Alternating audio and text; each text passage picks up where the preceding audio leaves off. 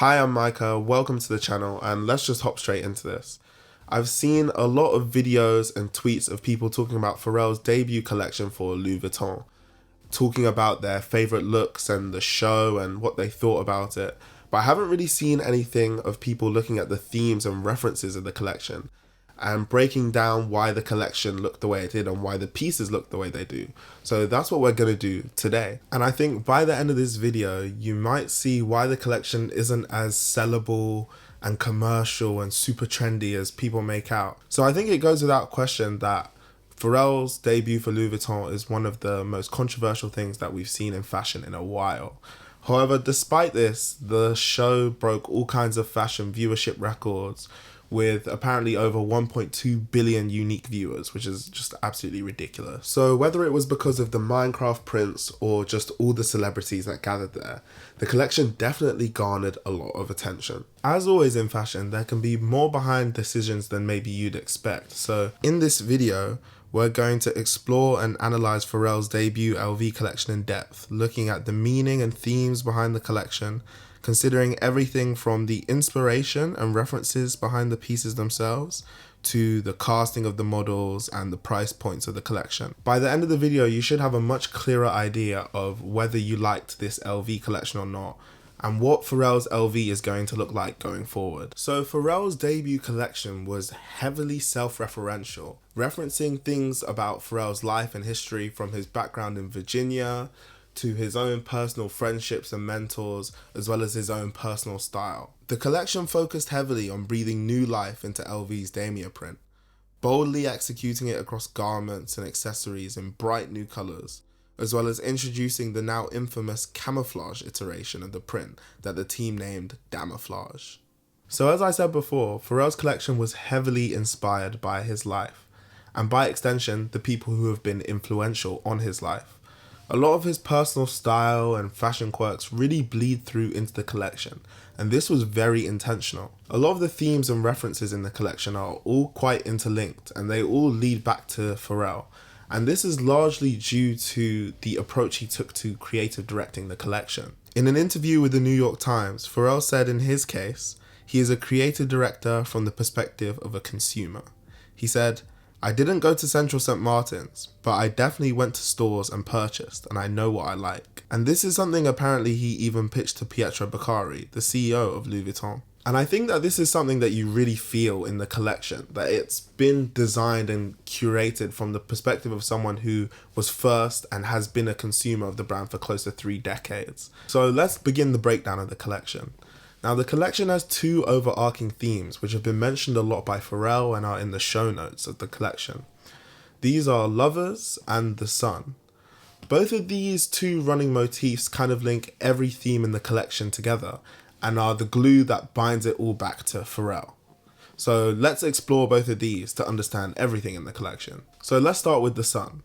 Now, Pharrell has been very vocal about his love for collaboration and feeling like his own life is a collaboration with all of the people who have helped him get to where he is today. And he decided to make that feeling one of the foundations for the collection. The opening line of the show notes reads, "The sun. What will you do when the sun shines on you?"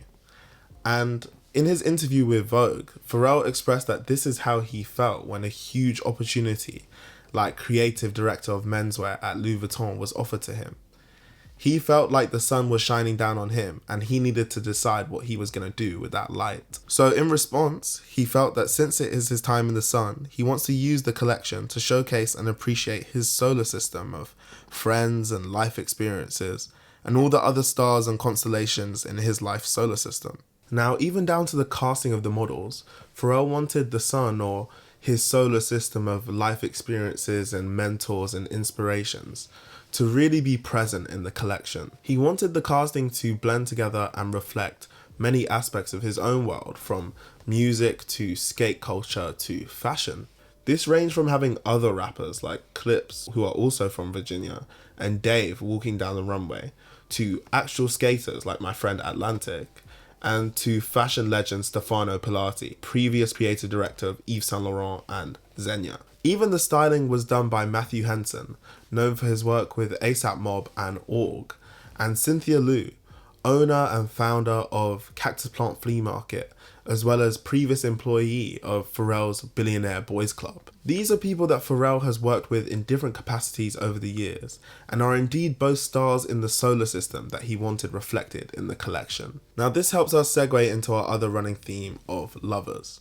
Now when I first heard the term lovers and I saw it plastered everywhere, I thought it meant love in a romantic sense, especially since Pharrell was appointed on Valentine's Day. However, when I looked at the collection and the presentation through this lens, nothing about it really screamed romantic love to me, and I didn't really understand the collection. However, once I took a step back and looked at the show notes and read Pharrell's interviews, I realized that Pharrell wasn't trying to communicate a romantic love at all. He was trying to communicate Pharrell's loves. His love for life and learning, his love for his hometown, Virginia, his love for his friends and family, his love for luxury and opulence and Louis Vuitton. That is the love that he was trying to communicate in the collection. And his love for Virginia is even reflected in the name of this motif and the graphic, Lovers.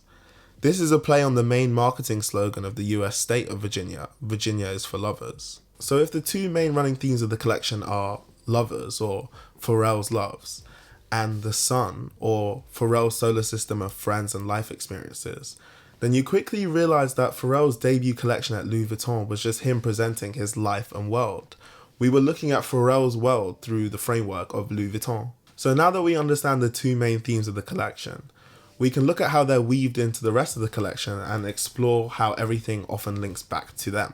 And this starts with the Pont Neuf Bridge, which, in addition to being the location that the runway took place, can also be seen on a few pieces of outerwear and bags in the collection, with pixelated Damier prints of the bridge on them. Now, the Pont Neuf Bridge in Paris is an iconic piece of Parisian history, being the oldest standing bridge in Paris, as well as being extra special to Louis Vuitton employees because it's right outside the LV headquarters and is the view from what was Virgil's and is now Pharrell's main office window. In the show notes under VA to Paris, it says that the bridge was selected to highlight the metaphorical bridge between Virginia, Pharrell's hometown, and Paris. For the role, Pharrell and his family had to move to Paris, away from his home and history. This was Pharrell's way of bridging that gap, not just in the collection, but also in the collection's presentation. VA to Paris is actually the same slogan that Pharrell used in the merch that he made with Louis Vuitton for his Something in the Water music festival that he holds in Virginia. And I guess in that case, he was bringing Paris to VA. And throughout the collection, there are a few references to Virginia, but a very direct one, bridging that gap, was seen in the Louis Vuitton iteration of the Princess Anne high school varsity jacket that Pharrell created. Princess Anne was the high school that Pharrell attended in Virginia, and this very on-the-nose reference was not just a reference to his high school, but to his career as well. The original jacket was one Pharrell wore often in NERD concerts throughout the 2000s, and even in music videos like for the song Maybe. Just even with these alone, you can already start to see how Pharrell really wanted his personal loves and solar systems to really bleed into the collection. Now, an added layer to the VA to Paris slogan is VA, or Virgil Abloh, to Paris. And in his interview with Vogue, Pharrell was very deliberate to say that even collaborated with Virgil in spirit. And I think this is quite apparent in the collection, with quite a few nods to Virgil or Ablohisms, such as the boat-shaped bags that represent the boats that sail beneath the Pont Neuf Bridge on the River Seine. This reminded me of the airplane bag that Virgil did for his Fall 21 collection, or the duck bag that he did with Nigo that Pharrell wears a lot now. But the one that really grabbed my attention was the runway on the Pont Neuf. I don't know about you, but it really looks to me like a Damier print version of the yellow brick road that Virgil used for his first collection. And to me, that felt like a collaboration in spirit. But now that I finally mentioned the Damier print, we can look at how it was used in the collection, because it really was a building block and foundation for this collection in particular. So as I said earlier, the Damier print was really used in this collection to an extent that we've not really seen before by the house. It was plastered on everything from blazer jackets to jeans to trunks and bags. With Vogue, Pharrell said that he wanted to use the Damier print as a platform and canvas for a lot of his work at the house moving forward, as he felt that the pattern was one that LV just haven't explored enough yet. And that is true, to be honest. It is a print that isn't used nearly as much as the traditional monogram is. And for this collection, the exploration of the Damier print really did result in the pixelated camouflage version of it that we got, that the team and Pharrell coined Damoflage. And right away, I know that people were very quick to point out the similarities between this print and Minecraft or some of the recent work at Loewe. However, I don't think either of these were actually a factor in the team moving forward with the Damoflage print.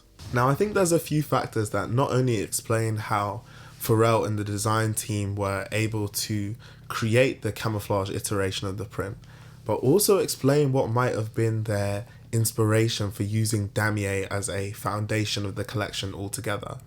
And these factors all lie subtly in the show notes. Under the section Damoflage, the show notes read, Damoflage splices the heritage Damier pattern of Louis Vuitton with camouflage in a reflection of two domains of style, paying tribute to friends in Paris.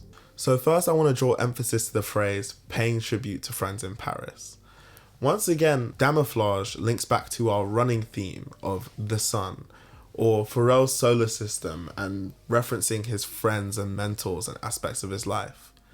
In this scenario, I think the friend in question is Pharrell's longtime mentor and close friend, Nigo, who also currently resides in Paris as the creative director of Kenzo. Now, Nigo is most well known for being the founder of Bape, one of the most successful street fashion labels of all time, with its prominence being in the 90s and early 2000s. Bape was best known for its colourful take on different camouflages, plastering hoodies and camo prints made up of bright colours like red, purple and green. By the early 2000s, Pharrell was very closely affiliated with Nigo and Bape, really helping to popularise Bape in the US.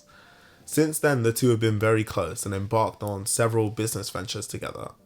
Even to this day, Pharrell literally calls Nigo the General and frequently says that he would do anything for Nigo. Both Nigo and Pharrell have been obsessed with LV for decades, so I think it should be no surprise that the tribute to Nigo that Pharrell chose might come in the form of a camouflage print as a reference to Bape. And perhaps the line about tribute to friends in Paris was about some other friends, but it really does look like it was Nigo. In an interview with the New York Times, Pharrell did a few days before the collection debuted. The writer mentioned that Nigo and Pusha T were just milling around at the studio and adding to the ambiance, despite Nigo having his own runway to prepare for at Kenzo in just a few days. And the concept of Nigo potentially being present during the design process of the collection, since he was in Paris as well, makes me wonder if he was perhaps the inspiration behind wanting to use the Damier print as the foundation of the collection the way they did. Between 2020 and 2022, while Virgil was the creative director of Louis Vuitton, Nigo actually collaborated with Louis Vuitton twice on a collection that they called Louis Vuitton Squared or LV Squared. Just like Pharrell did, this collaboration also placed more emphasis on the Damier print than LV usually do, looking for different ways to expand the print by tweaking the shape of the checkerboard or mixing the Damier print with the traditional monogram. There's this one piece in particular which is like a red and white Damier print fleece that Virgil and Nigo came up with together, and it literally looks like it could have been straight out of Pharrell's collection. And for me, this just adds another layer to that paying tribute to friends in Paris and collaborating with Virgil in Spirit line, because even at Kenzo, Nigo likes to sometimes use the checkerboard print similar to Damier print in a lot of the pieces that he does from time to time. Either way, we know that the Damier print is a feature of Pharrell's design in the collections that is here to stay while he is the creative director at Louis Vuitton. With the New York Times, Pharrell said that every season it's going to be a different colorway, likening the playfulness to Murakami's neon monogram print during the Marc Jacobs era of the house. Pharrell has made it clear that he wants to use Damoflage and the Damier print to make his era of LV identifiable compared to previous creative directors who have been at the house. Now, the camouflage aspect of Damoflage also links back to the other running theme that we established earlier of lovers, or Pharrell's loves. And as we know, Pharrell has a lot of love for his hometown, Virginia, and its slogan, Virginia is for lovers. Now, I'm not from Virginia, but maybe someone who is can clue us up a bit more in the comments. But as I understand, there is a very big military presence in Virginia, with some of the oldest US military institutions being based there, as well as the literal Pentagon. So maybe this was also a factor as to why Pharrell chose to use camouflage in the collection as a reference back to VA, bringing VA to Paris. Now, I'll be real, I'm not a particularly big fan of the Damoflage print, and it definitely does remind me of Minecraft. However, I think the Loewe did it first accusations aren't quite fair, particularly because both Louis Vuitton and Billionaire Boys Clubs, one of Pharrell's older brands, have both used similar prints in the past, many years before this. Old BBC pieces include red and blue pixelated checkerboard designs, with Pharrell's infamous astronaut logo on either sleeve of the elbows. And Louis Vuitton have even made pixelated Damier print pieces before under Kim Jones, with a small capsule of scarves and wallets and things. So for all we know, it could be something that Pharrell even spotted in the archives perhaps. So since we just discussed Nigo, it makes sense to segue into a theme of the show written in the show notes as the dandy. And this theme explains a lot of the very direct references to Pharrell's own personal style. Everything in the collection looks like something Pharrell would genuinely wear, and a lot of the pieces look like they could be straight out of his wardrobe. In some of the pictures I've seen of Pharrell in full looks from the collection, I actually think he looks better in them than some of the models did in the runway looks. As we established before, this collection is about Pharrell's loves, and this theme highlights that pretty perfectly. And in a couple minutes, you'll see how Nigo ties into all of this as well. So under the title of The Dandy, the show notes read, "The attitude of the dandy cuts a loosely autobiographical tailored silhouette, adapted in a contemporary approach to suiting and encrusted with pearls and crystals." And this is Pharrell telling us he is a self-proclaimed dandy and wanted his personal choices of suiting and tailoring to be completely intertwined with the collection. Now, explaining in full detail what a dandy is definitely isn't something I can do in this video, since it's a concept that some people on here have 30-minute videos discussing. But to quickly summarize it, Google and Wikipedia's definition of a dandy is a man who is unduly concerned with being fashionable and stylish. A dandy is a man who places particular importance upon physical appearance and personal grooming, refined language and leisurely hobbies. It was essentially a very well-dressed gentleman in a suit with lace and maybe a neck scarf and gloves, and with a lot of attention to detail. It's a way of life that became very popular in the 19th century, particularly in Britain, where people would dress and behave in ways that were seen as very upper class and aristocratic. And in fashion, many brands and designers have the goal of adapting and reinventing the idea and image of a dandy into a more modern lens with an updated modern style. I've thrown up some pictures of what menswearstyle.co.uk considers the modern dandy look, but I'm sure it's a look that you're all very familiar with today. And I'm sure you can already draw parallels between these looks and the way that Pharrell dresses himself, as well as many looks in his Louis Vuitton collection. Pharrell himself is a dandy who pays a lot of attention to detail and has a lot of love for tasteful luxury and opulence. The line "in a contemporary approach to suiting and encrusted with pearls and crystals" tells us how Pharrell wanted to blend his love for a dandy suited look with luxury. Pharrell loves elegant and refined, lavish items, which, along with the fact that it's a great headline for marketing, is how we end up with items like the $1 million Speedy bag in the collection, made up of crocodile skin and 24 karat gold with diamonds encrusted. Pharrell's love for this kind of luxury really shines through across the entire collection. Pearls, brooches and crystals are literally seen across so many looks, from the hardware using pearls as buttons or straps on bags, to even crystals and pearls being used to make up damier prints on beanies and socks. Everything is supposed to look and feel expensive. It's on the eyewear, it's on the belts, it's on the necklaces, and these definitely make up some of my favourite pieces in the collection. But these very direct and on-the-nose references to Pharrell's style are an area of the collection that I'm just not sure how I feel about due to how it manifested in the collection. Some of the looks ended up looking very similar to the brands that Pharrell draws his inspiration from, and I'm just not sure if that was the intention. For example, Pharrell has had a very close relationship with Karl Lagerfeld and Chanel, and has been very influential in popularizing men wearing things like pearls and brooches, all running key aspects of Chanel's designs. So in a collection revolving around Pharrell's loves, his love for Chanel seems to have manifested in the heavy use of pearls and brooches and crystals and other sequins throughout the collection. Tweed jackets are cut in a very similar way to Chanel, And when you combine that with the frilly socks and the Mary Jane shoes, you end up with a handful of looks that to me felt very Chanel. And this isn't the only time that this happens in the collection. Pharrell's love for Nigo's Kenzo and Nigo's take on dandyism results in a handful of looks that to me felt very similar to Nigo's Kenzo, with a lot of the headwear and styles of tailoring at points just to me feeling very similar.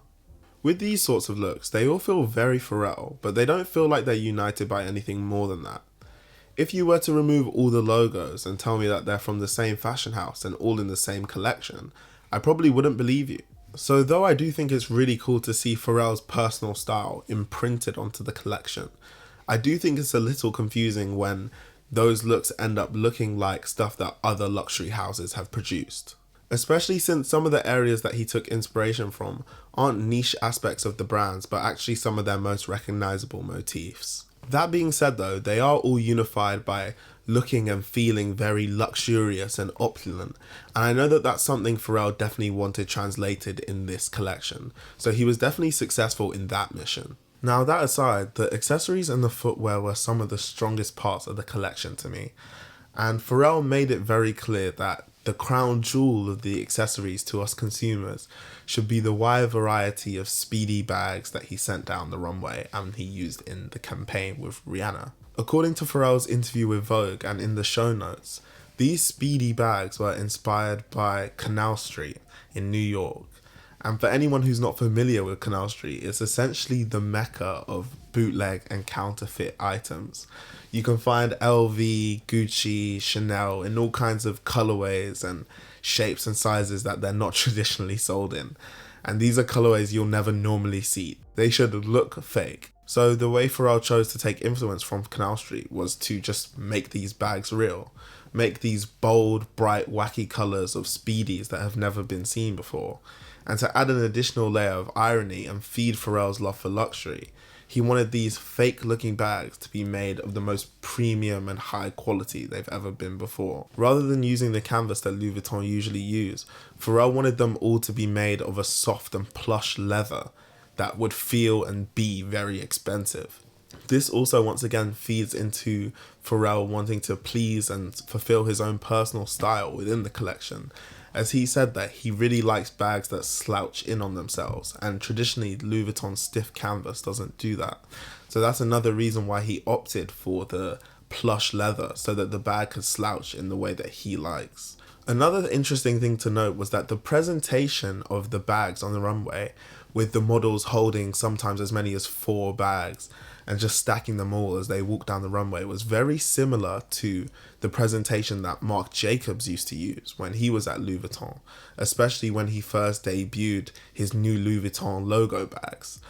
And this is very interesting because obviously Marc Jacobs was the first person to tap Pharrell into Louis Vuitton 2 decades ago or so. Since we've explored dandyism and how luxurious the collection is, it's a good bridge to take a look at the point I mentioned earlier about the collection not being as commercial as I feel a lot of people think it is. I don't think these are pieces that you're going to see when you're walking down the street or even on your Instagram feed all that much. I don't think many people will end up with these pieces at all. Now, the reason I don't think the collection is as commercial as people make out is for 2 reasons. 1, because of the price point of the collection. And 2, because I don't think a lot of the pieces are seen as commercial enough by Louis Vuitton themselves. So let's begin with the pricing. Everything we know about the collection so far indicates that it's going to be very expensive. And I don't just mean expensive for a consumer who's not really into fashion. I mean expensive for high fashion, expensive for luxury, expensive for Louis Vuitton. Brands like LV have a general pricing structure in place so that consumers can generally guess and estimate how much prices of pieces are going to be. However, the second they do anything kind of extra detailed or intricate to a piece, the prices become very expensive. I think a perfect example of this are these jeans from Virgil's Fall Winter 22 collection. These retail for about £1,500 or maybe around $1,700. However, in Kids Super's Spring Summer 23 Louis Vuitton collection, they took this exact same pair of jeans and added whatever these sparkles are to it, and the new price became £14,000 or around maybe $18,000. And I know they didn't add diamonds to it for that sparkle, so I don't know how they ended up with that price, but it's just crazy. So now if we take Pharrell's collection, which has pearls, crystals and other gems on literally all the pieces, it's sounding like it's going to be very expensive. And I suspect that these price ranges mean that your average fashion influencer is not getting their hands on any of this collection. None of them are walking down the street in £10,000 LV Pharrell jeans. Now, I know in that example, that's just me guessing how much the prices are going to be. However, when it comes to those monogram leather Speedy bags that Pharrell made very clear he wanted to be the main selling accessory of the collection, we do have the prices for those, and they're very expensive. Depending on what size you get, they're around $7,000 to $10,000 and this completely blows the usual pricing range of Speedies of $2,000 to $4,000 out of the water. This is now in the territory of pricing that Hermes Birkin bags are in. So the pricing of the collection is something that I see as holding it back from being super commercial. At the moment, I'm viewing the bags and the pieces in a similar commercial to the same way I view the Hermes Birkin. Do you know what a Birkin is? Yes. Would you like a Birkin? Yes. But do you actually know anyone who has a Birkin? No. And would you realistically buy a Birkin and walk around with it knowing how expensive it is? Also, no. Now, the other reason I question how commercial the collection actually is due to Louis Vuitton. When it comes to the more interesting or intricate or experimental pieces on the runway, Louis Vuitton are notorious for not putting them into production because they don't deem the pieces as commercial enough. They want guaranteed sales and don't want to take a risk. A lot of my favourite pieces from many Virgil Abloh runway shows never made it into production, which explains why you might wonder why you've never seen some of the awesome things that the brand send down the runway in real life, and LV are particularly notorious for this. Just a couple weeks ago during Paris Fashion Week, I was speaking to Colin Delan of Kids Super, and I was asking about what happened to my favourite pieces from his LV collection. As I suspected, he told me that the house deemed a lot of those pieces not commercial enough and didn't put them into production. Louis Vuitton is one of the few brands that is basically completely direct to consumer.